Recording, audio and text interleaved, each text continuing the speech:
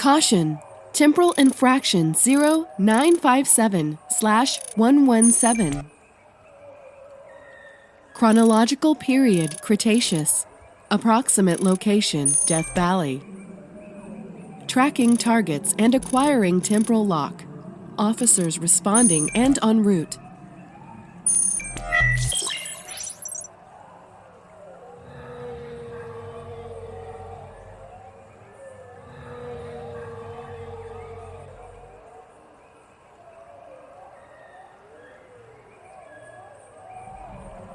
You join us here in the Cretaceous period, 65 million years into Earth's distant past that is dominated by creatures such as the Triceratops, Velociraptor, and the king of ultimate death and destruction, the Tyrannosaurus Rex.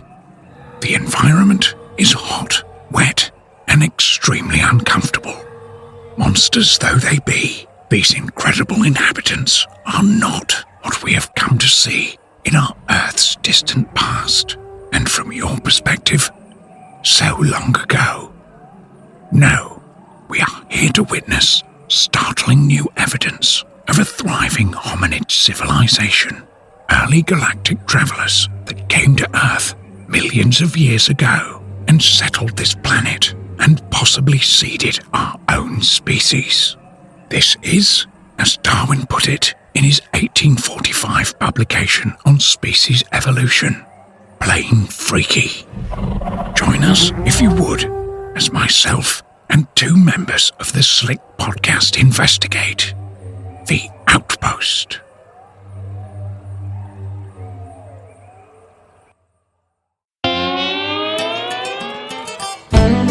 You have tuned in for a Slick podcast.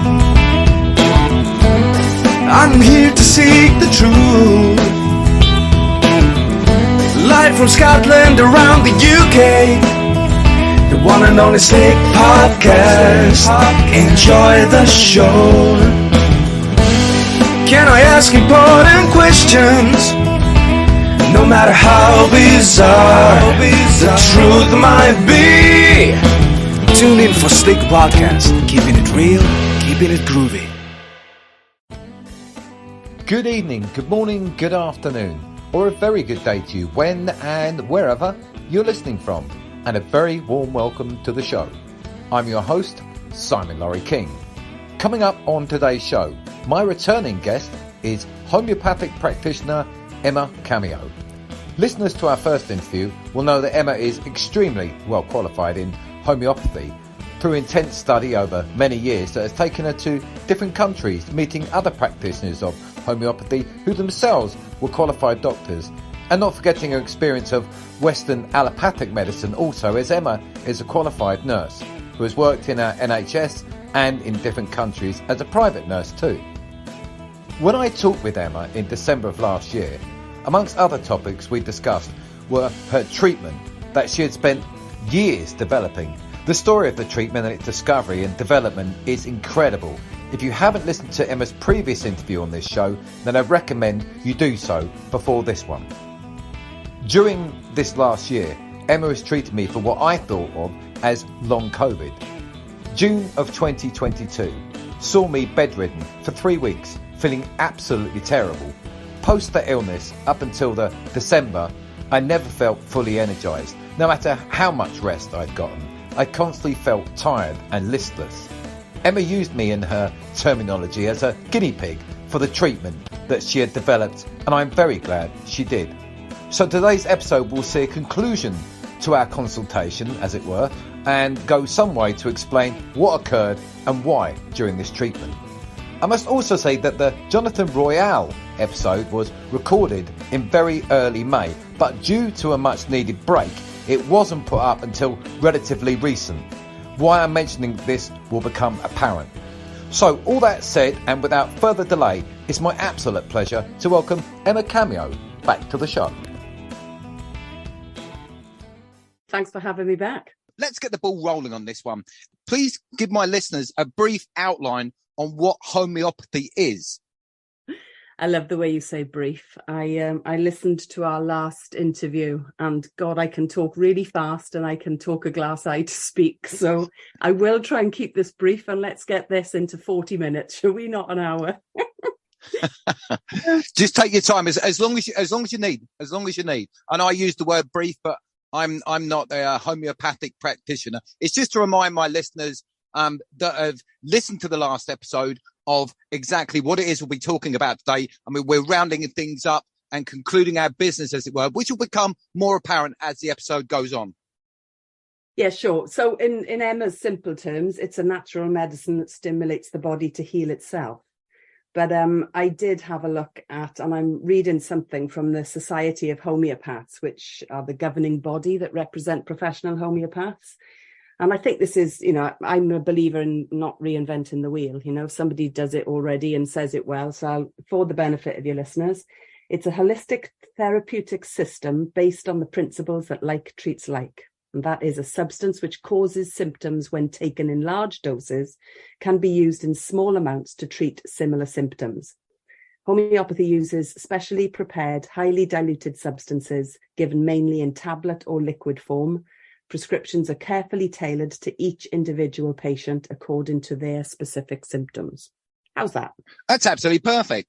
You first came onto my show in December of last year, and amongst other things, we talked about the problems of lethargy that I had and the subsequent concerns because of what I understood as having had COVID-19 illness.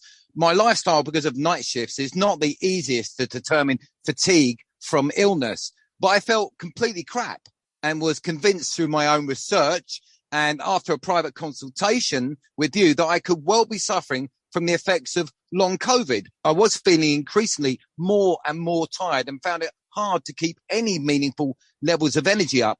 As discussed in our interview last year, you have developed a treatment that has taken many years of research, refinement, development to bring to the public. I would recommend to my listeners to go back to our first episode with Emma to be reminded of that hugely complex process.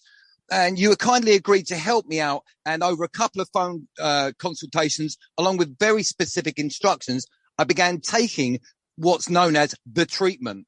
Could you briefly explain what those consultations involved and how I began the treatment? And I will add also that now I feel absolutely amazing. I still work nights, but my energy levels and retention of the energy has come back to normal. So after a telephone conversation, we decided that you probably would do well with taking it. But after the interview, I said, why don't we trial my idea of not needing an in-depth consultation with a homeopath like one normally would need to do to get hold of this remedy, and just take it in the 30C potency with just knowing that you were left with fatigue following COVID. You then took the remedy in its 30C potency, probably 1 or 2 doses, night and morning. And then I asked you to message me in 2 weeks just to check that you were doing okay. And then that we would have a proper follow-up consultation a month after taking it. And that's when I actually took your case fully and properly, like I would do for a first time with a patient. So I was looking at your notes this morning, and I'm hoping you're allowing me to read a little bit out of it. It's to do with the remedy and how you were. You after just 2 weeks, you said you hadn't noticed anything, but that your life was generally busy, and that you had a cold a week after taking it. No aching, no fever, no sickness, just a runny nose and sneezing. Your energy was depleted during that time, and you developed a rasping cough with hacking phlegm, which was yellow. Sorry if I can explain all of that. Had to sleep upright, but you didn't suppress with pharmaceuticals. You just had honey and turmeric. Now, having listened to the interview again recently, because it'd been such a long time ago, I hadn't realized, but right at the end of the last interview, I said to you, after it, you may have what we call a return of old symptoms. You may develop like a bit of a cold or something. I said, probably not, because it's only a 30C is what I said. And then reading back at your notes, of course you did. That's exactly what happened. You had this little cold, and I think at the time, you just thought that you'd caught another cold.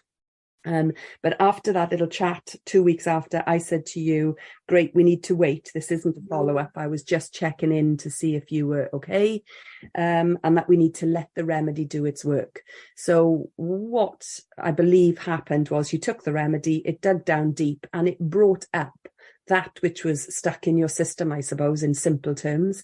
And you needed to go through the full thing of it without suppressing it, which is what you did.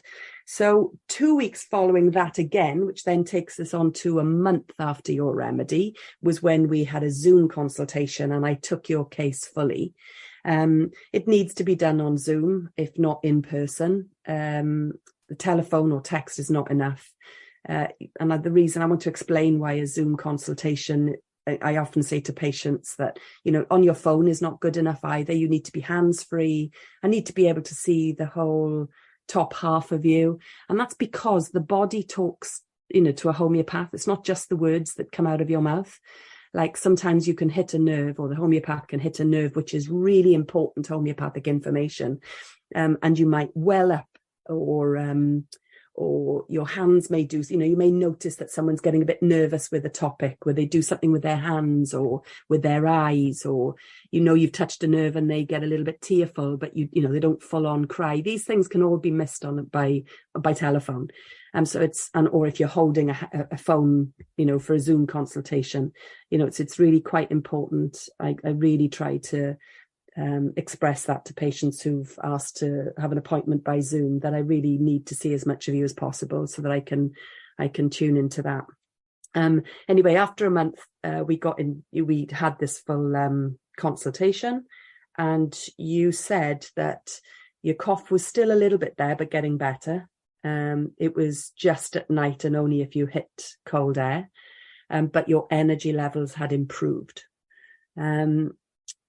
What else did you say? You explained that when you had COVID in June 22, that you felt crap, that you were sweating profusely, you were wiped out for 3 weeks. The sweating seemed to be a big part of it, because I've mentioned it twice, so I've got it down twice. You said there was no cough, no shivers, no typical flu. So it could be that when I gave you my Mel, you said you developed a cough with that cold. Maybe it finished the cycle of what you'd got stuck with. Don't know if that makes sense. It will to a homeopath, but in taking the remedy, you finished the disease cycle, if you like, by developing a cough. But that you, a couple of years ago when you had the COVID, you were just really left with low energy and disconnectedness. There was no loss of taste or smell, just a weakness. And then you said, same like the cold 3 weeks ago, just cough and low energy, no other symptoms. And that you now wanted to address the energy levels. So we talked about, I asked you to gauge your energy levels. So you told me that before COVID, your general energy levels were 8+. After COVID, they were left with between numbers 4 and 5. And at the point that a month after you took the remedy, it was 6.5 to 7. So I think after that consultation, we decided to increase your dose, didn't we? I think I gave you a higher dose, I did. And you took on February the 6th, 23, a 200 potency, which you would only be able to get from me or from a homeopath. And then we caught up again in March, and you said you felt almost 100%. The listlessness had gone. The energy is now 8 to 8.5. And I feel better than I have for months and months. No lethargy on waking in the morning. And as that's still, I haven't spoken to you since until we recently got together to chat. So I'm presuming that that's still the same, Simon. Oh, absolutely, 100%. And I was thinking to myself that the two treatments, correct me if I'm wrong, which involved different potencies, but the two treatments which involved 4, I'm going to call them tablets. That's all I took. So from December to now, I've only taken 4, 2 of each different potency, one potency, the other stronger. And from that point of feeling so tired and listless, it's very hard to determine night shift fatigue with illness, but there was no grey area as far as I was concerned when we first talked. It was really about homeopathy, but I had to kind of pull you to one side before the interview. So look, I'm struggling here. Can we approach that? And you said, okay, fair enough. But can you correct me if I'm right? I only took 4 tablets, 2 of one potency, 2 the other, which is really in medicine, as far as I know anyway, is nothing. Could you just clarify? Just 4 tablets. That's 2 treatments. Is that correct? Yes, it is. All you need is it's basically you're just nudging the system. The body is the one that's done the work. It's just it was stuck. Your body was stuck in that post-viral fatigue syndrome, and the rest is just giving you a little nudge. And then see, that's what I'm finding amazing here, because it's not carrying on getting a bottle of this, a bottle of that. I've still got these treatments which I can return to you. As far as I'm concerned, I'm done. It's brilliant. I'm not having to take 3 a day for 6 months, see how you feel. It really is quite amazing. With your other patients or people, sorry, your other clients, do they report similar? Do they report similar to themselves? Very, very little treatment, but massive effects. Yeah, I'm going to read something out again from the Society of Homeopaths, because it's a 1 paragraph that explains the holistic approach and can probably do it better than I can. And it's homeopathic philosophy is based on a process of looking at each person as a whole, rather than looking at specific conditions in isolation. The holistic approach is one of the main differences between homeopathy and conventional medicine. For example, if during your pregnancy you were suffering from morning sickness, backache, pelvic pain, and itchy skin, the conventional route might involve separate courses of treatment for each symptom.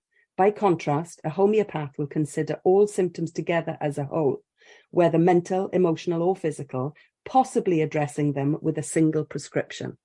Now, in your case, you were a healthy individual before you caught COVID. So your journey back to wellness is quite simple. It's just you needed a little nudge for post-viral fatigue, and your body did the rest. You eat well, you exercise, your holistic approach in the world is good. Whereas somebody in not such the same health, everybody's different. And so it's like you've heard of the onion layer. It's about addressing layers. And I mean, if you remember, I hope I can mention your cluster headaches. You got rid of those many, many years ago. But I did say to you that in the onion, it may reveal that they come to the surface if it wasn't wholly dealt with back when you did find something for them. And that's, so what I say is seeing a homeopath it's like a lifestyle choice. I often say to people, it's not, you don't need to come and see me every month. We get you into a state of balance and then you carry on your merry way. But life throws things at us, and it's about replacing, I don't want to say replace the GP. We do need them for the tests, the blood tests, and but generally speaking these days, I think looking at a more holistic approach is better. And it's like dipping into, and solving these issues with natural treatments. It seems to have had a Jenga effect. I don't know if that's the right terminology, the right game, where you have a gap and you're moving things around. It's kind of like turmeric. Turmeric won't help you with a sore foot, but it will sort this and sort that and sort this. And in the end, your foot, it's a really bad example, will help. Well, I interviewed a hypnotherapist back right at the beginning of May. I only actually put the episode on a few weeks ago, and I was talking about giving up smoking, but I've actually been given up smoking now. In other words, stopped smoking for about 8 weeks now, or about 8 weeks. So that's kind of out of date, but I needed to put that episode out there. So it seems like I'm still smoking and I'm not. I've given up. And I really do think that the treatment that I took, whether it be psychological, is it physiological? I'm going to use that. Has had that effect, give me the motivation to stop smoking as well. And I do feel a lot better. I don't feel, because I was feeling when I had that COVID or whatever the hell it was, I felt vacant, very vacant. It just did not feel right. Whatever I had, whatever the hell it was, I did not feel right. And for months and months after, until obviously I spoke to you. So it does, and it did, and it continues to have a profound effect. So just, am I right when I say this is not something, I keep calling it the treatment, but to keep in your medicine cabinet at home, just in case. Using it requires at least maybe a consultation. And can this treatment be used for other ailments as well? So that's back to the holistic prescription. So, whether it was mental, emotional or physical, addressing the whole thing with a single prescription. That's why I think your Jenga effect is a good explanation. It's so subtle that you can't, as you said, you can't say that it helped you give up smoking, but it had some part to play in it, albeit with other things in place as well. So is it something to keep in your treatment? You did ask about first aid stuff. I mean, in our first interview, I think I covered the difference between acute and chronic. And acute prescriptions are absolutely something that Joe Bloggs can learn to treat himself with a good homeopathic first aid kit and various other little things. Lavender oil is another good one. That's an aromatherapy oil, not homeopathic, but it's definitely something I'd have in the first aid kit. But your journey with a homeopath is a process, and if there is a chronic condition, then it needs a process to find your way out of it, and you need professional help with that. And I would absolutely advocate you needing to work alongside a homeopath and possibly a nutritionist or a naturopath. Maybe not together, it's too expensive, but it's about finding what's right at the right time. That Jenga piece, instead of taking piece out, putting a piece in. Because I was asked by a friend of mine who had listened to the interview from last year, and he said to me, I think I might have talked to you on one of our phone calls. He'd asked me, do you think myself and my wife should get this in just in case? And I said, well, I don't know. I really don't know. I don't think so. So I'll just ask you again. So the treatment which I had, the substance itself is not, I wouldn't have said so anyway. It's not something that we should be scrambling around to keep it in our first aid kit, in our medicine cabinet, just in case. It's something that is very specific and should only really be taken when you know why you're taking it and by whom. Or am I getting this completely wrong? It just doesn't seem something that you go to Boots and think, oh, I need some of that as well, just in case. Oh, I can see where the confusion comes from. I think it's a very, very common remedy in today's society because of the amount of suppression that is in every aspect of our lives. So it's a good opener to the onion layer. But really, if you're going to go through that journey and make this if you're going to change the way you address your health, then at least I like to work with patients and say, let's book 3 appointments. That's 3 months. That doesn't mean say in 3 months, every month. It depends on how bad they are or how much support they need. But sort of by the end of 3 sessions, I've got a good understanding of what their onion layers look like. I liken this to, is it an arborist? It's not a tree surgeon, but an arborist. When you cut down a tree and you can see all that's an arborist. Yeah, that's an arborist that I used to be in that game myself, believe it or not, a few years ago. Yeah, well, exactly that.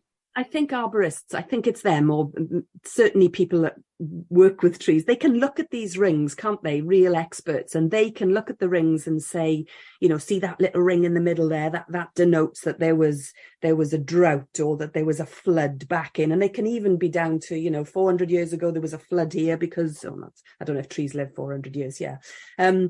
Basically they can see the life history of the tree through the rings. Well, by the time I'm finished taking your case, I can see the rings of whether it's the tree or the onion layer, and I can see what your childhood was like, where there was some trauma, where there was some like physical stuff that was suppressed, like I'm gonna make stuff up now, like sort of repeated tonsillitis. That can be from, early childhood. Again, I'm just making up stories here. Like, say, you've got in your teens, you've got repeated tonsillitis because you're not being heard. There's something that's not right. You're living in a disrupted household of some kind, and you're getting repeated. And of course, the answer was to go to the doctors and have antibiotics, which is just shutting the valve. You're not able to express yourself. Eventually, cut the tonsils out, and you've stopped that line of communication, and so dis-ease goes a little deeper.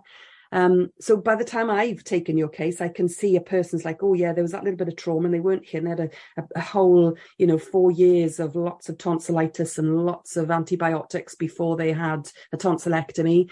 And then, sort of 5, 6 or 10, 20 years later, there's you can track the journey of the ill health by the time you've finished, is what I'm trying to say. Now, it doesn't mean to say that through treatment it all happens. It's like some things are dealt with. Sometimes the body will respond beautifully to being heard and being given healing medicine for the root of the cause, of the root cause of what the disease or the problem is. Yeah. I remember your analogy on our last interview would be taking the bulb out when your oil light is flicking. You think, well, we'll just take the bulb out, that'll be fine. And yeah, it has the bad Jenga effect, and it's treating the symptoms and not the cause. This is why I asked you to redefine on what homeopathy is. So I'm going to say, go out on a limb, say this is not a treatment. Just think, I'll keep that in medicine cabinet. Or if people did do that, don't use it until you speak to a homeopath, because it's not something I know, because I've taken it. I would take 3 times a day, every day, till I feel better. That's not how it works. It's really, really good. It's too complicated for me to even get my head around, but I'm not the homeopath. So let's just move on a moment. As I mentioned, could you just, you've kind of touched on it, could you just give a brief outline for a go-to homeopathy first aid kit at home? What sort of treatments should we have to hand? Just a brief one, if you don't mind, then we'll move on. Yeah, sure. So I would absolutely have in my household, you can get they're called first aid kits from Helios or even Ainsworth's, other homeopathic pharmacies. They usually have a good little guide that goes with them, but I always suggest you go and buy. You can't have enough books on homeopathy, little first aid books for the layperson. So there's a great one called Practical Homeopathy by somebody called Sylvia Treacher. That's another good little guide. And these are things for they are coughs and colds, but if it's a cough or a long-term cough or a cough, if you keep if every time you have a cough it goes to your chest, then your weakness is your chest. And if you've got a history of asthma or then you should take the chronic to the homeopath. It's the acute sessions that you can have a go at yourself. Better in those kits are things like arnica for bruising. I mean, that's quite boring ones, but like children, have you ever jammed your finger in a car door? It's so painful. There's the most amazing treatments, hypericum. I've had a dose of that, and before the pill is dissolved on my tongue, the terrible excruciating pain in the fingertips is already, before it's melted, it's working. And for children, that's, lots of kids jam their fingers, things like that, there's loads and loads of things. There's things like cystitis. That's another acute, that has a beginning and an end, is over in a few days. Again, you can treat that yourself before it becomes to the point where you're going to the doctor, where all he can offer you is antibiotics.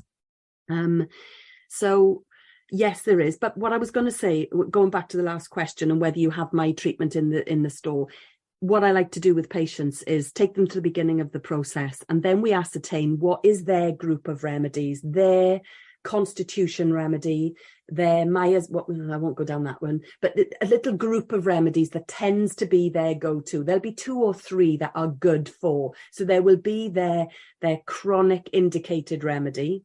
They don't need it all the time. It's just when they go off kilter or they go out of balance. Then there's the one that when they have that acute flare-up of whatever it might be, there's something to take for that acutely. as well as the greater stress factors that or hereditary things that are part of our makeup as well. Once you've got those 3 or 4 things lined up, I had a woman this morning, actually, I haven't seen her for a long time, and she just said, this has come back. Do you think I could take the same as I had last time? Because I know her and because she's beginning to understand the process, she was knowing what she needed to take. So when you're not under what we call constitutional treatment with your homeopath, you're not working with your homeopath right here, right now on a particular thing, then when you jam your finger in the door or you get a dose of cystitis, which is totally unrelated, you never get it usually, but it's not part of your big picture, it just happens to be, then you can treat yourself from this little blue kit. So going back to the blue kit, I would have that. I would also have lavender oil. I would always have vitamin C, mega doses of that, and a fabulous little remedy that I've got to give. I've only just discovered it. And my little story with that was I was in a festival a year ago this weekend, because I was there this weekend too. And I stepped into, I wasn't going into somebody's van, but they had a little metal, rusty old step outside their van. And I thought I was putting my foot under it just to lean in to ask them something. But I didn't realize there was a step underneath. I stepped on it, the rusty old thing. With all my weight, it just shot up, whacked me in the shin and went right down to the bone. I literally went down and I knew it was bad. I'm a strong cookie and I absolutely knew that this was bad. And my other friend who was with me, who happens to be an aromatherapist, I looked at her and I went, that was bad. I said, I've got Arnica 200 in my van. Let's get it. It's a bit of a round story, but I'll just interrupt there, because I'll just remind my listeners, you are a trained nurse as well. This is not just, no, I don't mean to use the word just. I don't like saying just about anything. But you are also a trained nurse. So for you to say it's bad, yeah, it's bad. Sorry, Em, I just needed to come in with that one. That's all right. And I'm wondering, maybe I even told you this already on the last show. I don't know, but it brings me back to this remedy that I think everyone needs to have in their cupboard. So anyway, I sort of fell to the floor and I looked at my mate and I said, that's bad. And my van was right next door. So I took an Arnica 200, which I can feel instantly beginning to, it's only starting to, and she grabbed a bottle of lavender oil, because that's what her toolkit is. And she gently put it around the skin area of where it was broken, because everything, not just where it was broken, everything around, it was huge. I knew it was going to be enormous. Anyway, I dosed myself up that night. I was fine, as the remedies are great. It formed a scab within a day. I was down on the beach the next day, happy days. And by the end of the week, about 4 or 5 days later, I was taking a picture, sending it to my friend saying, look at that, great, all good. I then promptly ignored it and didn't do anything more with it. We will be right back after this message. Watch this. Please keep them kind. Yeah, Cheers. It's a slick podcast and we keeping it real. We keeping it groovy. It's the food for your thoughts, so you know Please we keep ain't them losing. kind. We just trying to hit Cheers. the top. Every topic you choosing, simulate the mind frame. We just helping you use it. Feel Please keep them it's a kind. slick podcast. Thanks for tuning in, cause we're here to see the truth. Yeah, we doing it. Life in Scotland, around the UK. Pressure, what do you say? No matter how bizarre we answer it, yeah, it's the new way. Slick podcast, come enjoy the show. Keep it real, keep it groovy. Always how we roll. This is passion. Slick podcast, this is passion.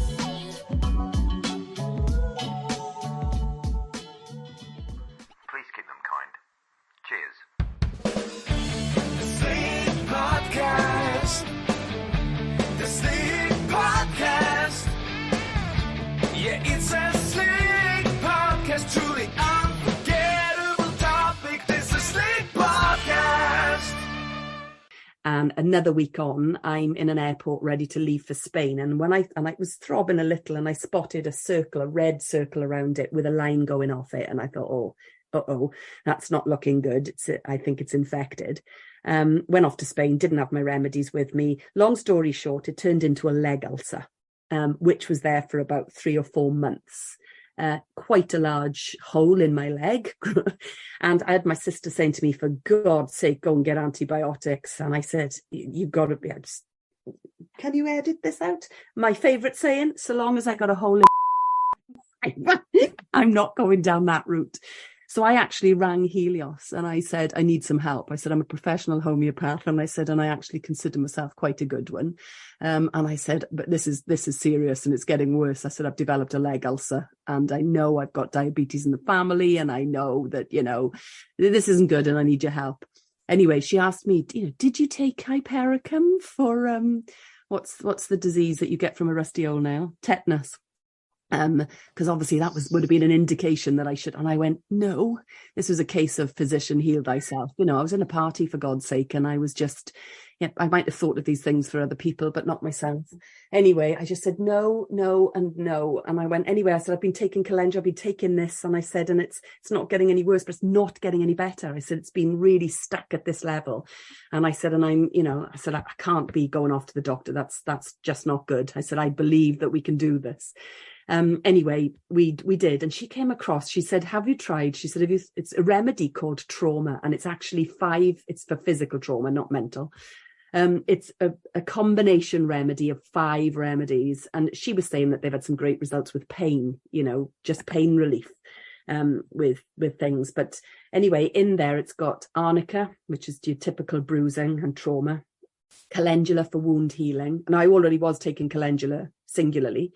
It also had hypericum in there for nerve injury and rustox for muscles and ruta for ligaments and tendons.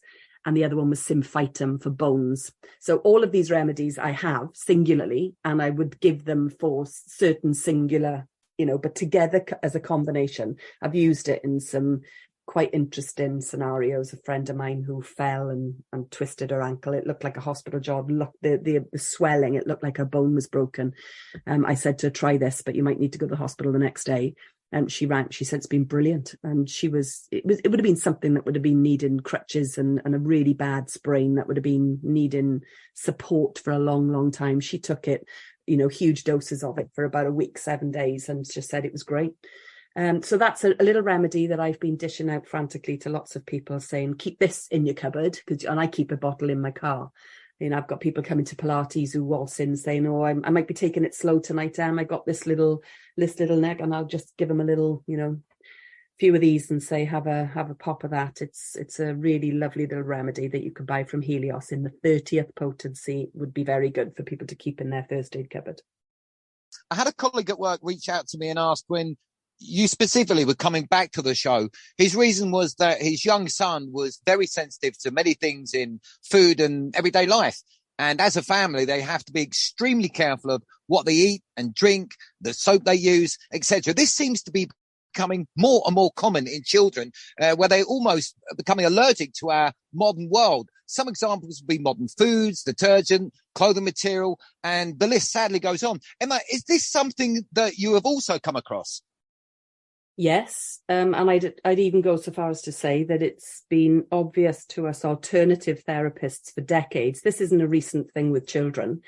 It's as the generations are going on, it's getting worse. And so now for the lay person, it's becoming more obvious that we are so sensitive to our surroundings.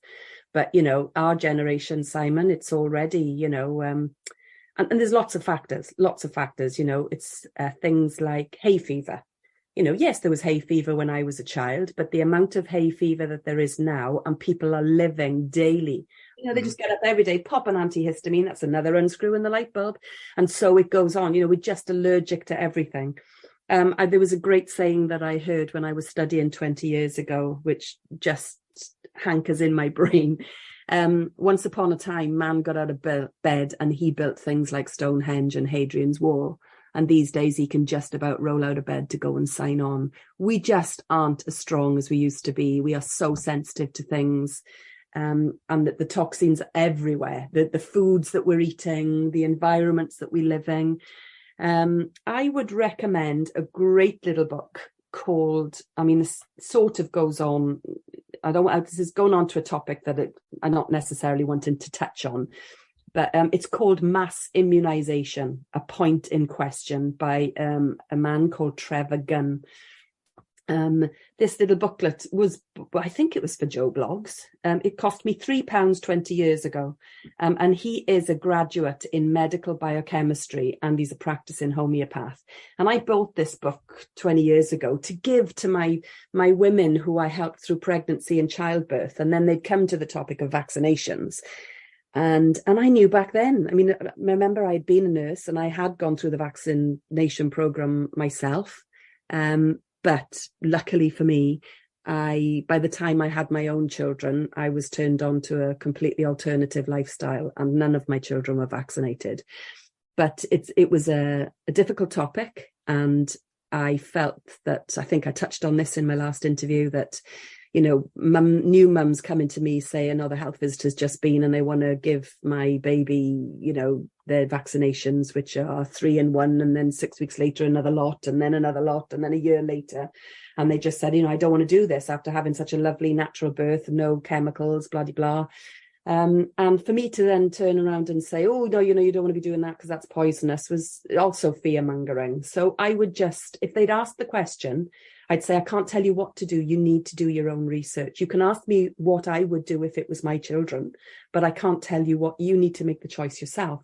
And I used to give them this little book along with a couple of other things, but it's a tiny little A5 booklet. I think it can still be got on places like Amazon. And he talks about things, what are the real causes of disease,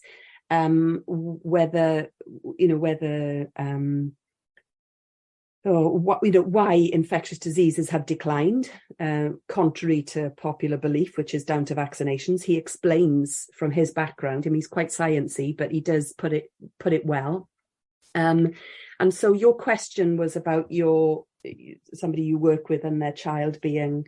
I'm going to give you. This is from Trevor's book. It's just one little synopsis at the back. The assumptions of the original researchers into disease can be summarized as follows. Microorganisms are directly responsible for disease, and in destroying them and avoiding contamination, we may combat disease and hence improve health. These assumptions have been proved wrong. So they're like, you know, I'd speak simply, don't I? It's like, you know, back in the day, we were encouraged to go out and play in the dirt. You know, it was good, healthy for you, you know, keep your gut flora good. Whereas these days, it's, you know, we're overwashing our hands. Look at the COVID thing when we had to come down and wash our shopping down. Well, no, we didn't. But, you know, people were encouraged to get wet wipes and disinfect the outside of their shopping. You know, it's gone from madness to whatever. His thing was microorganisms are a result of ill health. Therefore, increasing one's level of health should be of the foremost concern.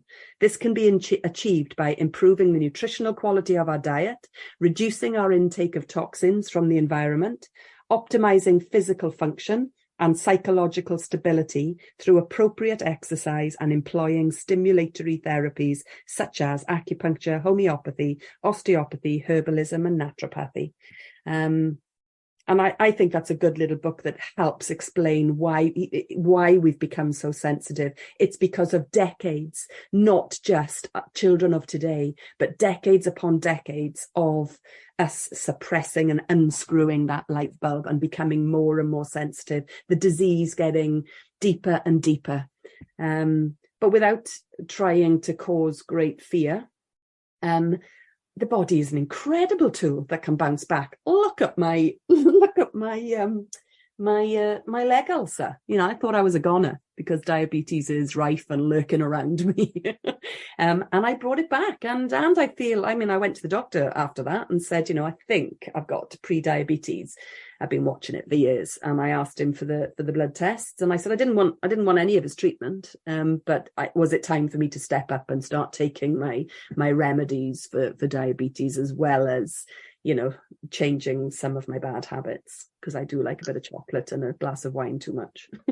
Before we move on to the next question, which is, a question after a statement, that the condition of becoming a celiac, I hadn't heard of that up until 3 years ago. And now I know at least 3 or 4 people in as many years, probably fewer, maybe 8 to 10 months, have become celiac all of a sudden, ranging from, say, 10 years old to close to my age, just becoming celiac. And I'm thinking, it obviously does happen, but that doesn't seem right. I'm not a health professional here, but that just, it's like the chance of, I'm going to make a right fool of myself, but hey, this is my show. The chance of knowing a celiac, I should think maybe, I know, 10 years ago would be, I don't know. Maybe you'll meet one, maybe won't. But suddenly I've known 4 people that just become celiac. And they can't have like ordinary bread and stuff. They have a really hard time with pasta. They're in great pain. And I think, is this just another manifestation of the what you're talking about, like the 20th century isms of our health, of our supposedly great diet, the processed food, the immunizations, inoculations, vaccinations? I don't know the difference between any of those, by the way. Is this just another thing where becoming a celiac now is pretty common? You've explained that really well. You are right in what you're understanding. The only thing I would say is that the people that they're not suddenly getting celiac. It's been a long progression through decades back to, so the children of our day, we're going to be seeing more and more. How many people do you know are gluten intolerant and wheat intolerant? So I've got a little, back to when I mentioned Hadrian's Wall and the unscrewing of the light bulbs. A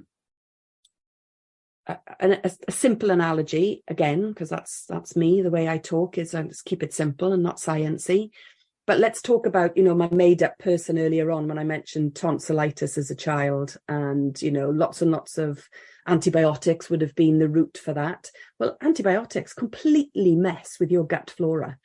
And so, people then, sort of later on, they become gluten intolerant. Now that is so common, but nobody will put 2 and 2 together. Oh, that's my teenage years of antibiotic abuse. But the slow repercussions of that will mean that their gut is sensitive. Then and of course, this is why seeing a naturopath is great. They can identify those foods and start to repair the gut flora. But with some supplements and things, but homeopathy, when it's serious like that too, really homeopathy can really get in there too. You do need to withdraw wheat for a minute whilst you're healing, but homeopathy, if it can cure the problem, you should be able to start eating wheat again, is what I'm trying to say. And whereas, most people may start with a naturopath or a kinesiologist and sort of say, okay, let's withdraw wheat. I can't eat these because I'm allergic to them. And those then help their symptoms. And that's, it's a good thing to start with.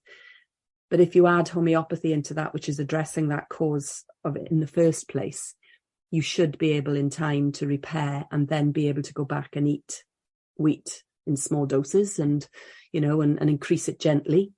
Where was I going with that? It was to do with unscrewing the light bulb and taking out the antibiotics, then creating the imbalance in the gut flora.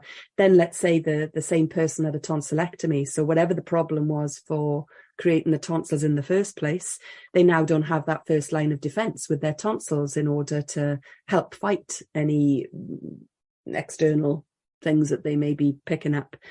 When you're silencing the body like this, it's leaving us then susceptible, and the body still needs to be heard. It's still crying out for, you're not hearing me. I need you to put oil in the engine. And so you'll become susceptible to picking up other things like a virus, say the herpes virus. You could have the herpes virus and, let's say I could kiss you and not catch it, but your wife Jet could kiss you and does catch it. It's one of us is more susceptible than the other. And, then say once you've got the herpes virus, your usual course of treatment for that is toddle off to the doctor and get some Zavirax. But actually, every time you have an outbreak of herpes is generally because you're stressed. Could be too much sun or too much friction or whatever, but generally speaking, it's we're stressed. And so instead of really looking at our whole lives as a whole and going, my work life, this life, whatever, the work-life balance isn't good, we'll just take another course of Zavirax, shut the herpes up and crack on and carry on, and slowly but surely the body gets weaker, gets more and more susceptible to picking up the next thing or creating the next symptom for you to hopefully listen to. And it's the alternative therapists that are listening to their body as a whole. Our foods is another huge one, isn't it? You know, it's a massive topic, and it's a slow process. I think this is what's good about COVID. It has really started to make most ordinary people start to look at their health in a different way and look into these different holistic approaches to their health and eat more healthily, which can only be a good thing. I was reading a book, I think last week. Yeah, I concluded it last week, and it was about the breath, breathing properly, breathing in through the nose and out through the mouth, not the other way around. And also the benefits of this, and also people's teeth, the foods they eat being highly processed, their teeth being misshapen, the mouths being misshapen, which affects the breath. And it seems to me that when you're saying this is a massive subject, you know, with the rise of diabetes, heart disease, cancer, and the list goes on and on and on. And I would say the dis-ease within this modern time has never been so unhealthy than, say, in the 1940s, where you see pictures of people on the beach, even from the 50s, there's no fat people. Not saying the fat people died. It was just it seems to me that people were far more healthy with a far more healthy diet because of the lack of processed foods, the lack of even deodorants and the chemicals in washing powders, and there was no fast food restaurants and things like that. So moving on, and this next one is controversial, so you'll have to forgive me. I don't know what COVID-19 was or is. Some media and governments said it was a chemical weapon, but as such, it was extremely mediocre in its performance as one. I'd even go as far as to say completely crap. However, there were or are vaccinations to counter the effects of the virus and are still being administered, to my knowledge. I'm not expecting you, Emma, to comment on the virus or the vaccinations or my paranoia about certain isms that I do have about the latter. But I would like you to tell me about the control group. As you know, from my first interview, I had done what was called a proving, which is the homeopathic clinical trial of a homeopathic remedy. And because it was like a clinical trial, I had to read what I needed to do to create the control group, as well as obviously in my nursing, you know, we touched on things like that. But anyway, back to sometime in early COVID, the years are flying by, aren't they? And I can't remember when or what, but I attended one of the early marches in London. I went to a few actually when I was terrified and horrified at what was unfolding. I hadn't made any connections at that point. I just knew what was happening was wrong. And I felt passionate enough to take my little feet up to London and stand in Hyde Park and join those massive marches, which the BBC were portraying as only a couple of hundred people allowed, but it was thousands upon thousands upon thousands of us that took to the streets. And while I was waiting in Hyde Park, waiting for the start of the march, there were these little flyers that were blowing in the wind that had obviously blown out of people's pockets or whatever. And it just said the control group, and it was underneath my foot. And of course, at the time we were talking about the vaccinations that were coming. They weren't out then, but they were talking about it, and the fact that there'd been no trials, and we were harping on you can't let this out when there's been no trial on it. And so when I picked up the control group leaflet, it made so much sense to me. And what they were offering at the time was to join the control group. At this time, I was very frightened that I was going to be forced to take the COVID-19 jab. And I was very, very frightened of that myself and my family would be forced into this. So when I picked up the control group and read what they were about, I joined it immediately. And they were offering you to be part of the control group, which were during a clinical trial of a drug. What you have is, for example, let's say a pharmaceutical company come up with a new asthma drug. And when they do the clinical trial, they'll have people who have got asthma a certain amount. Nobody knows who's had the real drug and who hasn't, but some will take their new drug and some will take a placebo. And then you monitor the outcome of that to ascertain what a placebo does as well as the effects of the real medication and the placebo, which has nothing in it. So the vaccine control group, as they were called then, they're now called the Control Group Cooperative, I believe. They were starting up. I think there were a couple of nurses who decided that there needed to be a control group of people who weren't taking the vaccine. And obviously, those of us who were objecting to it in the first place, who knew better, were really keen to join it. So I joined. And I met them at the World Council for Health last year, the first, God, my words today, I'm losing it. The conference of the World Council for Health.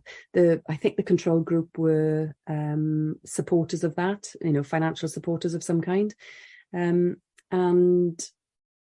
I went along to see them, to meet them, to say that I was part of the control group, that I'd subscribed to it, because it gave me, I could send a little photograph of myself and my daughter, and I got a little card, which, like a plastic card that I can, like your Visa card, that sort of size that I can carry.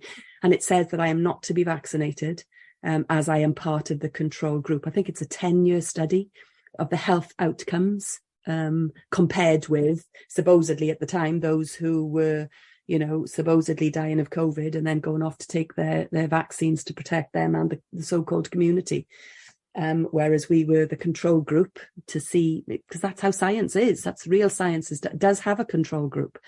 So I did that, and I've heard that it's now gone worldwide, and I've heard that there are some people that are actually able to have boarded flights with it, when we couldn't travel unless you'd been vaccinated. I never tried. But so anyway, I subscribed and I joined the control group, and it's quite cheap. I think it's about £6 a quarter of a year, which is very minimal to help them do the great work that they're doing. But so what they're doing is, it's a long-term study of 10 years to see the outcomes of those of us who never took the jab at all.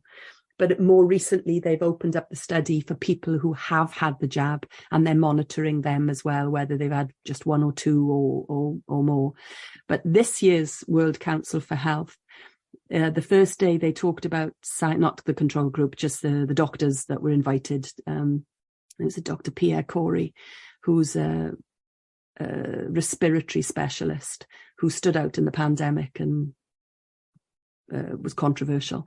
He was explaining this year that the peer-reviewed journals, things like the Lancet and the British Medical Journal, which have been, in the medical profession, things to go to, for you to see whether something's of worthy. He was explaining how corrupted they've become. They're now, financed by hugely, and us homeopaths have known that. That's why homeopathy never gets a look in on these things. Has been hugely corrupted by the pharmaceutical industry. Anyway, he was saying that, there's nobody collecting data of people who have been harmed, or, a long-term study of people who've been harmed. Yes, there's the VIA's, the vaccine injured report, but it's not following that person's journey, whereas the control group are. And so, like I said, they've now opened up an arm which is inviting people and welcoming them who have had the jab to follow their health history, whether they've had adverse reactions or not, but just following it. Because as explained in the last couple of questions that you've asked me, health is complex. It's not one layer. It's, it's much deeper than that. And it's slow, like when you unscrew the light bulb, just because it needs oil, the engine doesn't seize immediately. It takes some time. So, somebody watching the overall health of these people. So they send me a little invite, an email once a month. It's a brief questionnaire that takes me a couple of minutes to fill in, of the health of my health each month, whether I've had anything, what I've taken, what supplements I'm on, that kind of thing. Great little group. And I'd highly recommend anybody looking into following them and having a read up on them. Okay, last couple of questions then, Emma. You have brought forth an amazing tool for healing in the form of the treatment. And on a personal level, I can attest to that. And it's been a massive undertaking that's taken years of hard work. On a personal level for you then, where do you go from here? Well, it is getting clearer and clearer. I have to say I've been procrastinating for the last 2 or 3 years, however long it's been.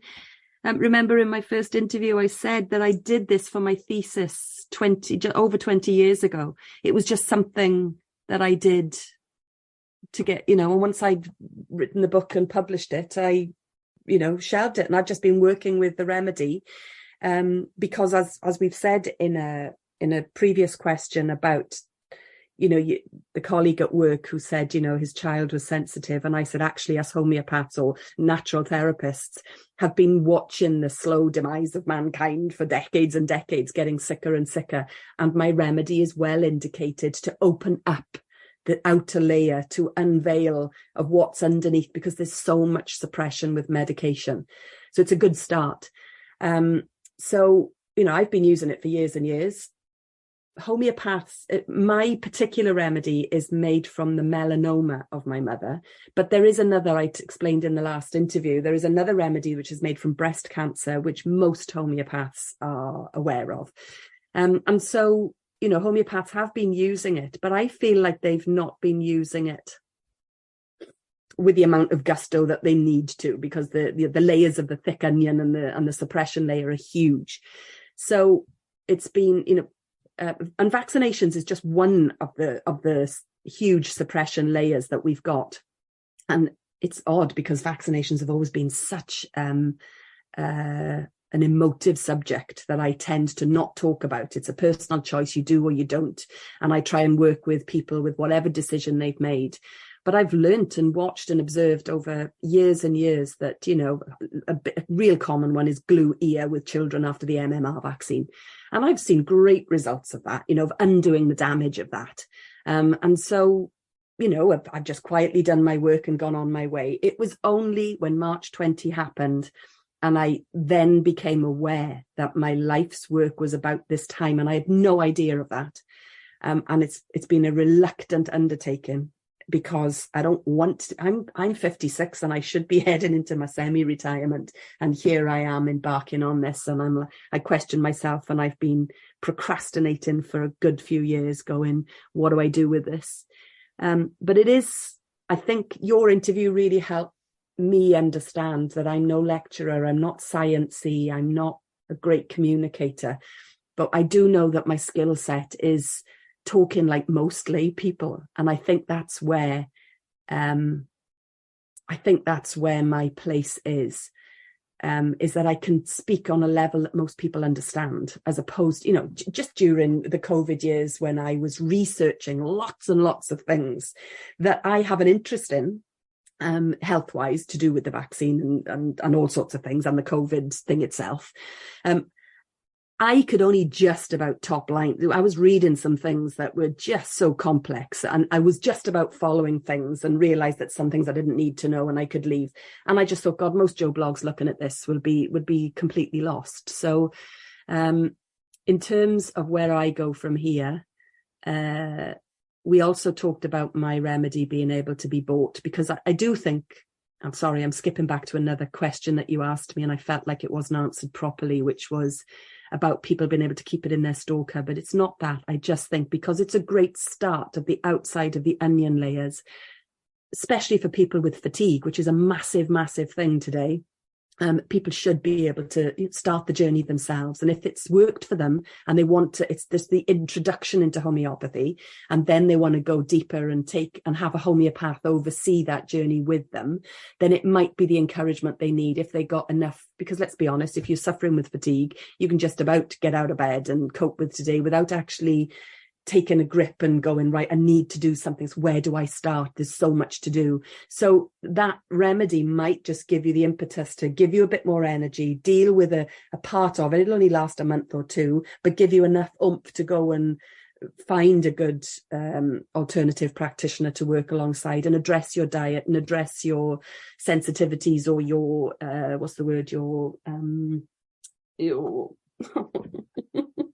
Emma, see, this is why I'm never going to be teaching. When people are not sensitive to things, What's the word I'm looking for, Simon? Come on. Allergic? Thank you. Your allergies. There's lots of things you can do. It's small steps, isn't it? Somebody with obesity, you can't go and tell them to the gym and a salad diet. It's small steps. It's taking out the Coca-Cola from their diet, and everything. It's a long process and a journey. So where from here, I think there's going to be a massive call of alternative practice. It's already, I can see it in the media. There are people going off and studying naturopathy, homeopathy, and so I believe that I think I'm going to be starting to look at talking about my specialist subject, which is carcinosin. Yes, I'm a homeopath, and I have my areas of expertise, which are post-viral fatigue and anxiety and that kind of thing. And I'll have my patients. But if I can get out there and encourage homeopaths and teach them about carcinosin, my remedy, because I think it's just hugely needed. And if they can get out there and start prescribing it. So that's what I'm doing. I think we talked about my new website. I'm a Pilates instructor. And that too goes hand in hand with me. It's the physical side for me. It gives me the physical stuff that I need apart from my homeopathy.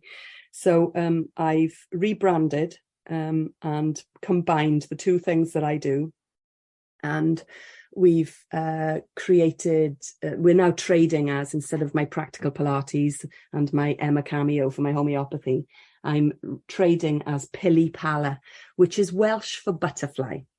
And butterfly represents transformation. And so that's where it comes from. That's the meaning behind it. And of course, Pilates and homeopathy together are great for transformation of the body inside and out. So yeah, I'm going to start with that. Get the, that's coming out. That's almost done. And the remedy will be able to be bought you'll be able to go through the website and link it after a tick box question. Purchase it for yourself without needing a consultation with me. You can try it, and if you feel like you want to work with a local homeopath, you can find one local to you. If you don't want to, I can't be treating everybody, and then work through it with them. And my next thing, I think, is to start, getting out and teaching carcinosin, my remedy, and my area of understanding with that, with new and upcoming homeopaths that are going to be new on the block. Is that your website up and running now, Emma? It is. You can, I think it's, because I haven't devised this, my daughter and my social media girl, the pair of them, they're the tech girls. I think it's Pili, God, this is dreadful, isn't it? pilipala.life, or it could be pili-pala.life. That's the web. I'll put a link on the bottom of the show notes, and people can find their way there. That's us at the top of the hour. And I really appreciate your time today, Emma, and also the time you've taken focusing this last year on the issues that I have had. And I can't thank you enough. Thank you, Simon. Thanks for having me back. We still managed to do over an hour again. If I'm going to start teaching this, I need to learn to wrap it up quicker. No, you're absolutely fine. Emma Kamio, thank you. Thanks, Simon. And that was the Emma Kamio interview. The conclusion of our business started from last year, if you will. I really appreciate and give thanks for Emma's expertise and time that has delivered me back to good health.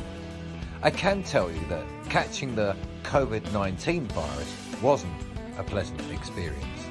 Neither was the 6 following months of feeling extremely weak and feeble. Let's be clear, I can assure you that I would not endorse any treatment for such a serious ailment without researching it first. It just so happens that I was a recipient of the treatment and benefited greatly from taking it.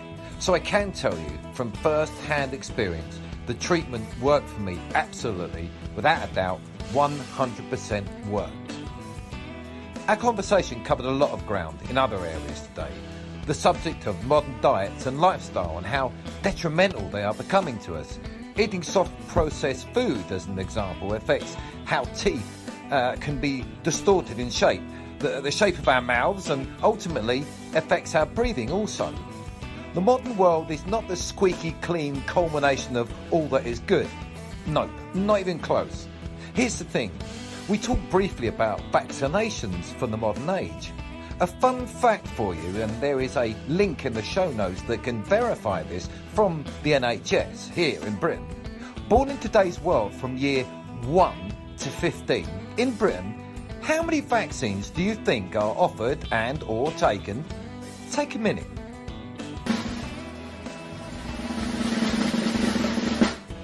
There are 40 vaccines to be taken. Yes, 40. I shit you not. Link in the show notes below, and this has been verified by former NHS nurse Emma also. I completely don't know what, why or whom, but surely to all that are hold holy, this cannot be good, are they? And cue brainache. Look, bottom line, do your own research about such things. Eat healthy, drink lots of unmolested water whenever possible, and be as wholesome as possible when making those choices of lifestyle. And no, I don't mean precocious, form a drumming circle and wear moccasins while eating overpriced organic food. Remember, when I was at school, organic meant off carbon, just decent food, unmolested, unprocessed, or at least as less processed as possible. Easy to say, I know, but difficult to always act upon. I've said it before, and here, once, I say it again. Stand barefoot upon the ground. Be still and just breathe. Doesn't matter where or when, as long as it becomes a practice, done with regularity. No ohms, again, no drumming circles or paraphernalia of any kind required. Just reconnect. Get rid and recharge. Just saying. Again, I'd like to thank Emma for her time today and the help with which she's given me on a personal level also. And my thanks to you, my dear listeners, for attending this cast today. If you've enjoyed the episode, give it a like. Subscribe also, if you be so kind. Leave a comment below or send the show an email, yesokpodcast@gmail.com. But either way, please, keep them kind. You can follow the Simon Laurie King podcast on all the usual platforms, including Facebook and YouTube. Don't forget to check Emma's website by clicking the link below. And so, my friends, it's time for me to go. Until next time, stay safe, be happy, and certainly not afraid. Bye.